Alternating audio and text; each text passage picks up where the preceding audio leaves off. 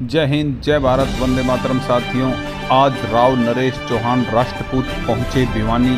राजपूत प्रतिनिधि अध्यक्ष क्या बोले, देखें। मैं राव नरेश चौहान राष्ट्रकूट हरियाणा राजपूत प्रतिनिधि सभा का अध्यक्ष आज भिवानी में ही नहीं, सोनीपत राई हलके के अटेरना में भी समाज की ये महापंचायत हो रही है।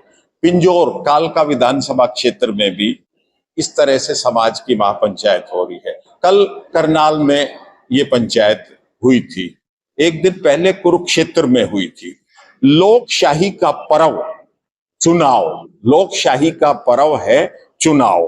तो हमें अधिक से अधिक इस पर्व में भागीदारी करनी चाहिए, क्योंकि अब जो सत्ता प्राप्ति का रास्ता है वो मतदान के रास्ते जाता है। कि हमें अभी समय है कि जो पात्र बन चुके हैं उन्हें अपनी वोट बनवानी चाहिए। जिनकी वोट बन गई है उन्हें अपने वोट का महत्व समझना चाहिए।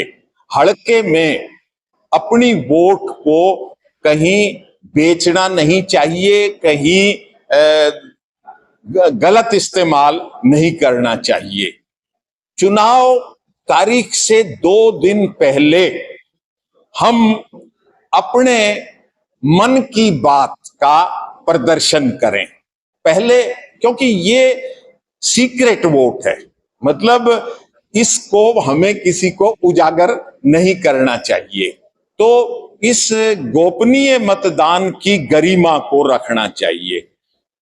हम सामान्य वर्ग, राजपूत समाज सामान्य वर्ग में आता है और हमें सामान्य वर्ग में इसीलिए रखा गया क्योंकि हमारे बुजुर्गों ने सदियों से सृष्टि के निर्माण से जब तक रहा, हमने लड़ाइयां लड़ी जब राजशाही थी, राजकाज जब मैदान में, जंगे मैदान में लड़कर लिया जाता था। अब 1947 में जब से लोकशाही आई है, देश का संविधान लगा, अब राजकाज तीर तलवार बंदूक तमंचे से नहीं लिए जाते। अब तो सिर जोड़ने से राज में भागीदारी की जाती है।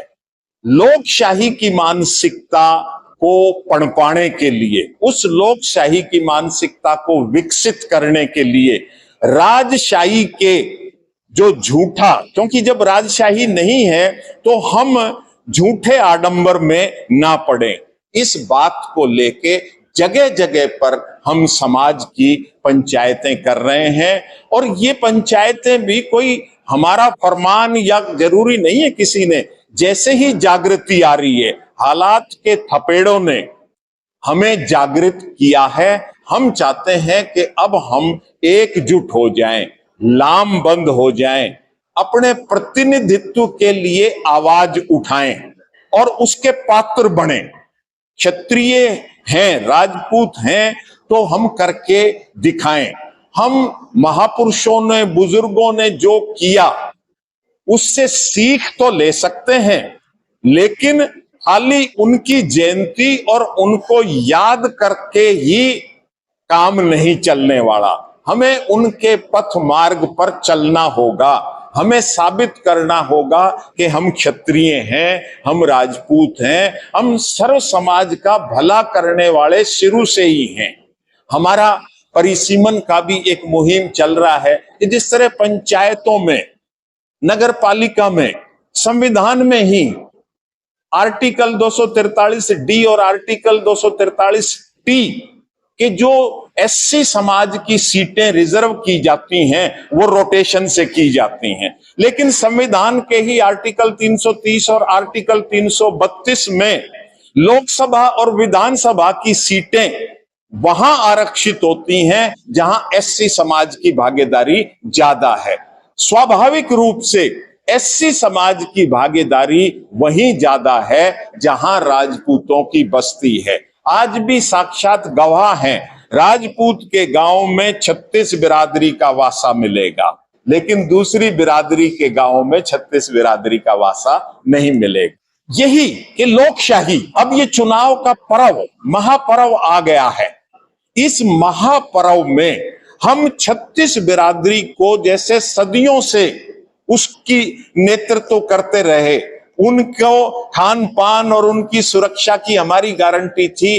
अब हम लोकशाही में ज्यादा से ज्यादा मतदान करें, ज्यादा से ज्यादा कैंडिडेट उतारें, जो जिस पार्टी में है उस पार्टी से टिकट के लिए अपना जोर लगाए, अपनी पात्रता सिद्ध करे और ज्यादा से ज्यादा हमें प्रतिनिधित्व मिले।